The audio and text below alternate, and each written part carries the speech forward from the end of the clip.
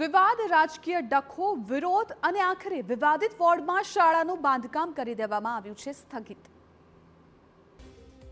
પહેલા ભાજપના જ કોર્પોરેટરે વિરોધ નોંધાવ્યો અને હવે આમ આદમી પાર્ટી પણ મેદાને પડી। વોર્ડ નંબર 7માં મંજૂર થયેલી શાળાનું બાંધકામ વોર્ડ નંબર 8માં થવા લાગ્યું। આરોપ એવો લગાવાયો હતો કે ધારાસભ્ય વિનુ મોરડિયાની દખલગીરીને કારણે આ નિર્ણય લેવાયો છે। હવે આમ આદમી પાર્ટીએ સ્ટેન્ડિંગ કમિટી ચેરમેનની ઓફિસ બહાર ધરણા કર્યા। જે જગ્યા પર શાળા મંજૂર જ નથી થઈ, જે જગ્યા પર શાળાનું કોઈ પ્રકારનો કોઈ અભિપ્રાય નથી આવ્યો, એ જગ્યા પર શાળા ધારાસભ્યના કહેવાથી, શાસકોના કહેવાથી ત્યાં એ પ્લોટ પર ખોદકામ ચાલુ થઈ ગયું અને બનાવવાની કામગીરી ચાલુ થઈ ગઈ। વોર્ડ નંબર 7ની સ્કૂલ ચોરી જવાનો હેતુ શું છે?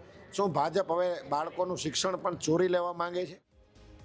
તો આખરે ભારે વિરોધ બાદ સ્ટેન્ડિંગ કમિટીમાં નિર્ણય લેવાયો કે વોર્ડ નંબર 8માં કામ બંધ કરાવી દેવું।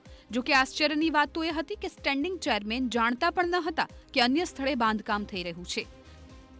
દરખાસ્ત આવી છે અને અમને પણ મીડિયાના માધ્યમથી જ જાણ થઈ છે કે ભાઈ ત્યાં સ્થળ પર કામકાજ શરૂ થઈ ગયું છે, એટલે અમે તાત્કાલિક કામ અટકાવવાની સૂચના આપી છે અને જવાબદાર સામે પગલાં લેવાની સૂચના અપાઈ છે। હવે મનપાની જ જાણ બહાર બારોબાર કામો થઈ જાય છે તો લોકોના કામ કેવી રીતે થશે તે સવાલ તો ઊભો જ છે।